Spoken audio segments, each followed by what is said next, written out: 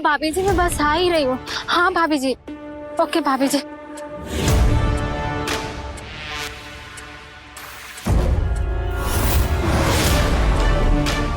अम्मा जी, अम्मा जी, अम्मा जी क्या हुआ?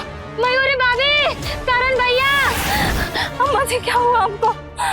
शिल्पा भाभी, मयूरी भाभी, अम्मा जी क्या हो गया आपको? अम्मा, अम्मा अम्मा को क्या हुआ? हाँ? अम्मा उठो, क्या हुआ? अम्मा, ये कैसे खून निकल रहा है? अम्मा उठो, खून निकल रहा है सिर से। अम्मा, मेरी हॉस्पिटल फोन करो, एम्बुलेंस बुलाओ जल्दी। भाभी, भाभी फोन जल्दी फोन करो। ये भगवान, ये क्या हो गया?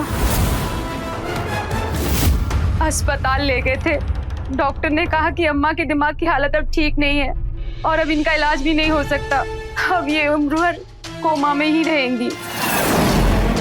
तो हम इन्हें घर ले आए। और अम्मा छत से गिर कैसे गई? और रात भर बेहोश पड़े रहने के बाद भी किसी ने देखा था कि नहीं? किसी को पता कैसे नहीं चला? जेठ जी, वो अम्मा जी की दिमागी हालत कुछ दिन से ठीक नहीं थी। कभी वो फोन तोड़ देती है और कभी इस तरह से अपने हाथ जला लेती है और एक बार तो पूरी रात छत पे ही बैठी रही। कमरे से बाहर रखो तो चीजें उठाकर बाहर फेंकने लगती है। एक बार तो खाना उठाकर फ्रिज से बाहर फेंक दिया। हमें फ्रिज में ताला लगाना पड़ा। हो सकता है शायद पागलपन के दौरे में छत से कूद गई हो। पर अम्मा की तबीयत इतनी खराब थी तो आपने हमें पहले बताया क्यों नहीं? आप बाहर शहर में थे तो हमें लगा आपको परेशान नहीं करना चाहिए। वो हमें भी कहाँ पता था जेठ जी कि अम्मा पागलपन के दौरे में ऐसा कुछ कर लेगी।